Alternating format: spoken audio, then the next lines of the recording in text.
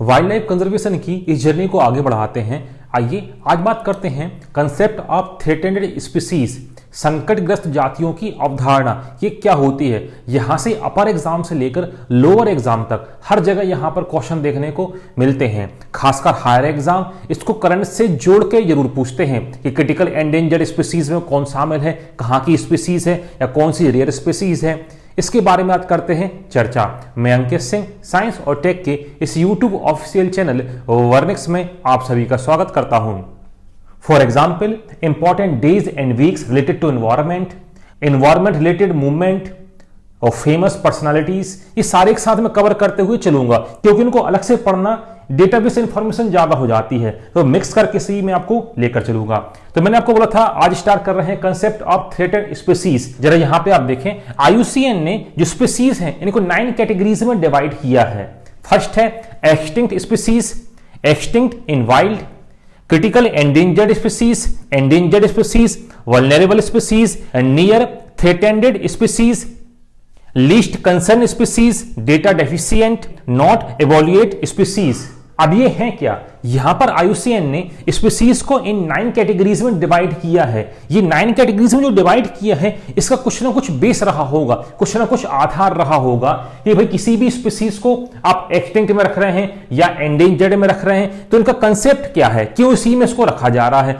तो ये जो डिवाइड किया गया है 9 कैटेगरीज में स्पीसीज को, इसको डिवाइड करने का बेस क्या है, तो बेस यहां पर मैंने ये लिखा हुआ है। इसका बेस है पॉपुलेशन डिक्लाइन।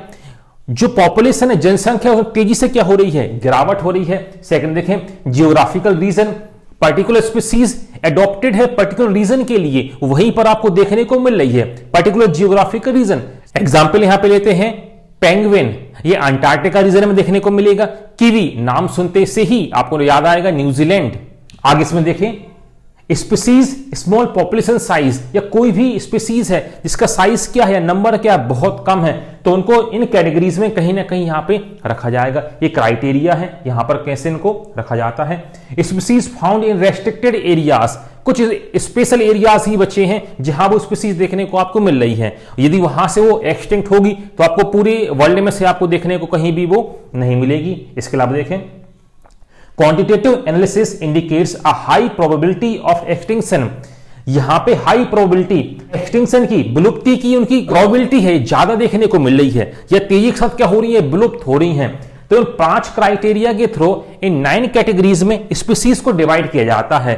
ये है उसका बेस कि किस स्पीसीज को कहां पर ये रखा जाएगा, और यहां पर ये 9 क्राइटेरिया है किस स्पीसीज को यहां पर क्यों रखते हैं। अब एक एक करके मैं आपको बताना शुरू करता हूं। पहला यहां पे आप देखें एक्सटिंक्ट स्पीसीज, नाम से ही क्लियर हो रहा है ये स्पीसीज क्या हो चुकी हैं, ये एक्सटिंक्ट हो चुकी हैं, ये खत्म हो चुकी हैं, अब कहीं भी आपको देखने को नहीं मिलेंगी। बहुत अच्छे एग्जांपल में आपको समझ में आएगा, डायनासोर ये विलुप्त हो चुका है, ये एक्सटिंक्ट हो चुका है, कहीं भी आपको देखने को नहीं मिलेगा, तो इनको क्या बोल दिया गया है, एक्सटिंक्ट स्पीसीज। सेकंड कैटेगरी अब देखते हैं एक्सटिंक्ट इन द वाइल्ड। ये जो कैटेगरी है ये क्या है, ये फॉरेस्ट में, ये नेचर में थी मगर वहां पर खत्म ही हो गई, मतलब ये अपने नेचुरल हैबिटेट से ही खत्म हो चुकी हैं।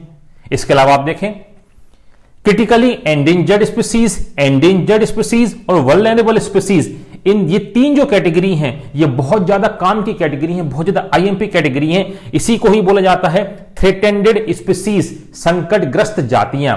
ये जो 3 कैटेगरी के हैं इनको डिटेल में देखना है क्योंकि हर एग्जाम यूपीएससी भी आप देखें तो यहां से वो डिटेल क्वेश्चन करता है इन 3 यहां से के बारे में। केवल बस बेसिक डेफिनेशन बस देखनी है कि क्या है, किस कैटेगरी में इनको क्यों रखा जाता है। क्वेश्चन जो बनेगा वो यहां से आपका क्वेश्चन बनेगा। तो इनको बोला जाता है थ्रेटेंडेड स्पीसीज, हिंदी बोलते हैं संकटग्रस्त जातियां। जो यहां पे आपको स्पीसीज दिखाई दे रही हैं क्रिटिकल एंडेंजर्ड और वल्नरेबल, ये 3 कैटेगरी बहुत ज्यादा काम की हैं। यूपीएससी से लेके लोअर एग्जाम तक यहां से क्वेश्चन करते हैं, इनकी अलग अलग क्राइटेरिया होते हैं। इन जो मैंने आपको बॉक्स बना के रखा है इनको ही बोला जाता है थ्रेटेंडेड स्पीसीज, संकटग्रस्त जातियां। अब जो थ्रेटेंडेड स्पीसीज हैं इनको कौन बताता है, या थ्रेटेंडेड स्पीसीज को कौन डिक्लेयर करता है, तो वो डिक्लेयर करता है कौन, रेड डेटा बुक। तो रेड डेटा बुक में ये डिक्लेयर होती हैं कि ये स्पीसीज क्रिटिकल एंडेंजर्ड है, ये एंडेंजर्ड है, या ये वल्नरेबल स्पीसीज है। उस रेड डेटा बुक को पब्लिश कराता है कौन, आईयूसीएन। IUCN का फुल फॉर्म है international union for conservation of nature and natural resources. इसके बारे में आपको डिटेल में आपको बताऊंगा जब बताऊंगा वाइल्ड लाइफ टर्मिनोलॉजी। तो इन 3 स्पीसीज को बोला जाता है थ्रेटेंडेड स्पीसीज। अपने एग्जाम के पॉइंट ऑफ व्यू से ये बहुत ज्यादा काम की हैं, इसलिए मैंने इनको अलग से मार्क करके भी रखा है। इसके अलावा इनको बेसिक अपने को देखना है ये क्या होती हैं। आगे की तरफ इसमें देखते हैं, ये आती हैं नियर थ्रेटेंडेड स्पीसीज NT। ये क्या कहलाती हैं? ये ऐसी स्पीसीज हैं जिनको आपने ध्यान नहीं दिया, ये किस कैटेगरी में चली जाएंगी? ये इस कैटेगरी में चली जाएंगी, ये थ्रेटेंडेड में पहुंच जाएंगी। ये जो स्पीसीज हैं ये क्राइटेरिया देख के आपको पता चलेगा कि CR में आएंगी, EN में आएंगी कि VU में आएंगी। कौन? थ्रेटेंडेड स्पीसीज नियर किसके? थ्रेटेंड के। यदि यहां पर कोई स्पीसीज एक्सटिंक्ट होती है या इसमें कुछ डिक्लाइन देखने को मिलता है तो वो इन कैटेगरी में चली जाएगी। अब 3 में से किस में जाएगी वो आपको आगे देखने पे पता चलेगा कि इनके क्राइटेरिया क्या है, इसलिए को बोला गया है नियर थ्रेटेंडेड स्पीसीज या NT। अगला आप देखें, आप लीस्ट कंसर्न स्पीसीज LC। अब ये क्या है? इन स्पीसीज का आप देखें पॉपुलेशन तो बहुत ज्यादा है, सफिशिएंट पॉपुलेशन है, यहां पर नो डेंजर, यहां पे किसी भी प्रकार की यहां पर कोई भी इनको खतरा नहीं है। हाँ, ये लंबे समय तक बनी भी रह सकती हैं। लीस्ट कंसर्न इनको बोला जाता है LC।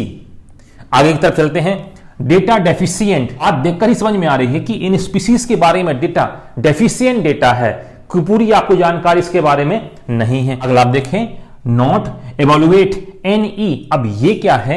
ये जो स्पीसीज है, ये जो NE कैटेगरी है, इसका साइज क्या है? डिफाइन है कि हाँ इतनी पॉपुलेशन में आपको देखने को मिलेगी, मगर IUCN ने कोई इसके बारे में असेसमेंट नहीं दिया है, या इसको आप पता नहीं कर पा रहे हैं, या इसको आप क्लियर जानकारी इसकी आपको नहीं मिल पा रही है। ये कहलाती है NE। साइज तो उनका वेल डिफाइन है, मगर IUCN ने इसको क्या किया है? असेसमेंट नहीं किया इसका कि भाई कितनी पॉपुलेशन में है, कहां पर है, तो उनको रखा जाता है NE में। तो ये थी स्पीसीज की 9 कैटेगरीज, जिनमें से मैंने 3 को भी मैंने छोड़ा है क्योंकि इनको डिटेल में देखना है, क्योंकि इनके क्राइटेरिया भी पूछ लिए जाते हैं एग्जाम पॉइंट ऑफ व्यू से, करंट में पूछ लिया जाता है कौन CR में शामिल है, कौन EN में शामिल है, कौन VU में शामिल है। तो इनको अपने को देखना है डिटेल में। यहीं पर आप देखें कुछ मैंने इंपॉर्टेंट डेज लिखे हुए हैं, इनको यहीं पे आप देखते चलेंगे। जैसे आप देखें, फर्स्ट मैंने लिखा है वर्ल्ड हेल्थ डे 7 अप्रैल, विश्व स्वास्थ्य दिवस, बहुत बहुत काम का, कई बार एग्जाम में देखने को मिलता है। वर्ल्ड अर्थ डे, विश्व पृथ्वी दिवस 22 अप्रैल, 22 अप्रैल। वर्ल्ड वाटर डे 22 मार्च, यहां पे आप देखें 1 मार्च 1 अप्रैल। 22 पहले आएगा क्या? पहले आएगा वाटर 22 मार्च, और 1 महीने के बाद 22 अप्रैल को क्या आएगा? वर्ल्ड अर्थ डे। इसके अलावा यहां पे आप देखें वन महोत्सव, फर्स्ट वीक ऑफ जुलाई। जुलाई का जो पहला वीक जो होता है, पहला सप्ताह जो होता है, इसको मनाया जाता है किसके नाम से? वन महोत्सव के नाम से। ऐसा भी याद रखना कि जुलाई में पानी गिरता है, उसी समय पहला जो वीक जो होता है, पहला सप्ताह जो होता है, किसके नाम से बनाते हैं इसको? वन महोत्सव के नाम से मनाया जाता है। आगे की तरफ आप देखें, नेशनल साइंस डे 28 फेब। मैं भी हाल ही में KBC के रिसेंट वाले एपिसोड देख रहा था, तो उसमें क्वेश्चन आया था 28 फेब से।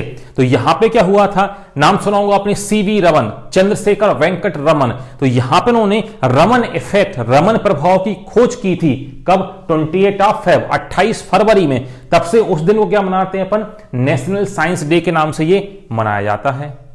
आगे चलते हैं, वर्ल्ड एनवायरमेंट डे, ये मनाया जाता है 5 जून, 5 जून को मनाया जाता है वर्ल्ड या विश्व पर्यावरण दिवस। तो ये कुछ IMP डेज जो थे, आगे भी मैं बीच बीच में इनको छोटे छोटे पॉइंट में इंक्लूड करता रहूंगा। इसके अलावा कुछ टर्मिनोलॉजी है या कुछ मूवमेंट है, इनको बीच बीच में इंक्लूड करता रहूंगा, क्योंकि ये एक साथ इनको अलग से याद आप नहीं कर सकते हैं।